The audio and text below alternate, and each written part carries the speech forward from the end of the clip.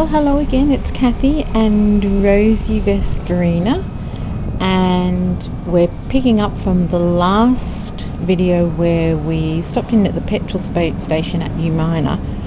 Although now that I look at this video, we're actually probably more Woy than Umina, and we're heading towards Umina now.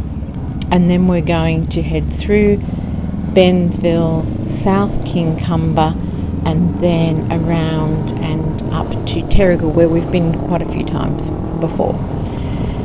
I have lots of information to update you with for this video. It is no longer summer apparently, and I didn't realise that. Apparently we are in the autumn equinox, and that signals the start of autumn in the respective hemispheres. So obviously in Australia we're in the southern hemisphere, and so the date that we move into the autumn equinox was the 21st of March 2026, and we're past that date now. So no longer a summer ride, now we're an autumn ride, although it's still kind of warmish, so it feels like summer, still shorts and t-shirt weather, but technically we are in autumn and past the autumn equinox. So the next bit of information to update you with is my friend Fee, who I've talked about before in the videos, who is in the Central Coast Women's Riders group on Facebook and who I ride quite a bit with. She has brought herself a new beautiful bike. She got I think it's a 2022 Honda Rebel, which is a beautiful metallic red colour, and the seat has diamond shaped stitching on it in the red stitching.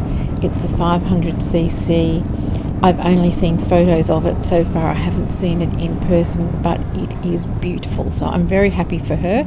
She's been looking for the right bike for a long time, and now she has it. So that will be fun to go riding with her with that. We've come through Umina now, just in terms of the video, and we're going round the roundabout that takes us up over the bridge and into that Bensville area. This is a nice ride. The ride over the bridge is nice because I love a bridge, and depending on the day, the water can look incredibly turbulent or incredibly smooth. It's very changeable, which is why I like going over bridges. You never know what you're going to see on the other side or on either side of the bridge. I think a few videos back we came over and it honestly looked like there was a whirlwind in the water, lots of different currents going in different directions, and it was a little bit scary to me, but today it's quite smooth. The other news is that my grandbaby Mia, who I have ridden with quite a few times, as you know, and now lives and studies in Sydney, she transported her Honda 125 down to Sydney last weekend, and so she's still on her P's obviously, so now she is experiencing riding in the city for the first time, and I'm very proud of her. She always steps out of her comfort zone to see what these things on rides and things are like. She's probably a lot braver than me, to be honest, so I'm very proud of her. The other thing that has happened is me and getting a new bike. So this has been a long journey. As you know, I've looked at the Honda GB350. I've looked at the Honda Rebel, which is the one that V has brought. I've looked at the Eliminator, which was the other one that V had looked at and quite liked. I was considering the Triumph Speed 400, which a friend was selling, I think I mentioned in the last video, but they decided not to sell because they did not want to commute to Sydney on the M1, which is a unpleasant road in peak hour traffic for commuters going to work, and so they decided just to keep their Triumph Speed 400 to potter around the Central Coast on, which I personally think was a very good idea. So, as you know, I was going to potentially buy that one, but now I'm not. I also looked at and sat on and tried a few Royal Enfields. I tried the Classic, I tried the Goan, and I tried the Meteor. And I didn't get any of those bikes in the end. So I have I've put a down payment on a bike. Tomorrow I will go up and see it at Brissan Motors in Newcastle, make sure I'm 100% happy with it, and then pay the balance, and then pick it up on Friday, I think. I had been looking, obviously I'm always looking, and last week I was up on the Sunshine Coast in Queensland, which is just north of Brisbane, for a work conference. Lovely area. And I just happened to be looking at, as I always do, the bike sales website and Brissan's, which is close, and really nice people there. Every time I've gone there, they've been very understanding. I just a sidestep here. This is heading through South Kincumber now, up to the big intersection where you can go left to Kincumber and Greenpoint and back out to home, or you can go right, and right takes you to the turn off to Avoca Beach and to Terrigal. And so at this roundabout we're going to go right and not turn off to Terrigal, keep going to not turn off to Avoca, keep going to Terrigal Beach once we get round this roundabout. Okay, back to the story.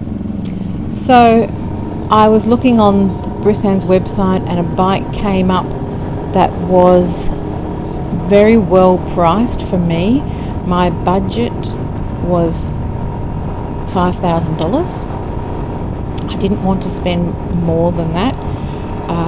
Rosie Vesperina cost me $10,000, and so I didn't want this next bike to be anywhere near that price. I didn't want to spend that kind of money because it's not my primary mode of transport. Rosie and this other bike are my fun bike activity hobby thing. So $5,000 was my limit. And I saw this particular bike on the Brissan website, and I thought, oh my gosh, I think that is it. And so what I did was, this is going to sound a bit crazy, near where I was at the conference during the break, I quickly went to the local motorcycle shop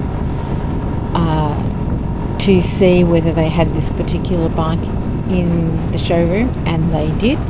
So I sat on it, I had a little turn of it, and I thought, yep, this is the one, I'm going to get this. So I went back to the conference, and during one of the sessions I filled out the inquiry and offer form on the website, and later that day they rang and they said that the bike had only just come in, it's got low kilometres, the price is $4,990, and so we talked about what the on-road costs after that are, and they're around $460, maybe $500, and I said I only have a budget of $5,000, will you consider it? And they said that they would talk to their manager about it, and so I just said that's fine, I'll just leave it with you. And then later that day they called back to say, yes, we will give it to you for this price. So that was very exciting. So I paid the deposit and completed some of the paperwork, and I just said that I would like to come and see it, obviously in person, give a little test to make sure before I pay the remainder. So tomorrow I will do that. It looks in fantastic condition. A little bit of rub mark on the exhaust, which I will look at when I'm there, but the salesperson did say that he could get the technicians to take a look at it and see whether they could do something with it. So then I went on to Reddit, and in one of the groups that I'm a member of, I just asked people to give me a bit of a list of things that I should be checking when I'm buying a new bike or a second-hand bike from a dealership. So lots of people gave me really good advice, and so I've made myself a little checklist, and when I go there tomorrow I will work through the checklist to make sure I'm happy with everything, and if I am, then I will pay the balance. What I can say about the new bike is obviously it wasn't one that I had ever considered before, and it is red, which makes me, well, partially red, which makes me happy because red is the motorbike colour that I like the best. So I guess hopefully, if all goes to plan, I will be able to do a little introductory video of the new bike in the next video. So watch this space. I am now in crazy mode, investigating all of the different accessories that I might like to have on the new bike. I have to think of a name, although I actually think I have one now, and if I am sold on it, then I will introduce her with her new name in the next video. Accessories that I think that I would like to have is a sump guard. The things that go around the engine, I think they're called engine guards. They have a kind of a minimalistic version for this particular bike, which I thought looked okay. So I'm going to potentially get that. I looked at a little windscreen, but some of the reviews say that they don't do that much in terms of buffeting the wind away from you, and they can rattle a little bit, so I'm not 100% sure of that.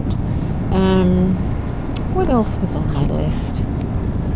Some sort of bag to carry on the back. I've got a Nelson rig on the back of Rosie, and I need something similar on the back of this because obviously I don't have the underseat storage that I have on Rosie, so I'll need to look at what I can do for that. I would love some saddlebags, but the saddlebags that I really like the look of are incredibly expensive, so I'll just have a think about that. We are heading into Terrigal now. You can see the beach on our right and Crown Plaza on our left. Underneath Crown Plaza there's a really nice, I don't know what you call it, like an open air bar area, food, and lots of people gather there on the weekends. It's a nice spot. So back to the bike again. I'm going to talk about this a lot over the next few videos. I'm keeping Rosie for the moment. I still love her so much, but as you know, I really want to have the experience of riding a manual bike, and so that's what I'm going to do. I am 60 this year, and so this is my mild midlife crisis, I think, to have this experience of riding both a automatic bike and a manual bike. My half brother has moved to the coast from Queensland, and he is a rider, and so we will do some rides together once he's settled in, which will be lovely. And I'm hoping that when I get the new bike I can organise a bit of a weekend away ride, which I'm keen to do, which means I need some sort of luggage carrier for the new bike to be able to do that. So lots of plans. The other thing I really want to be able to do is try and take it with me on my lessons, but I have to work out how to transport it because I can't ride it down to St Ives. So I'm looking at trailer options for that. But I've run out of time in this video to tell you about that, so I'll tell you in the next one. So we've arrived in Terrigal, parking the bikes, and we're going to go and have something to eat. So thank you for watching yet again, and I'll see you in the next one.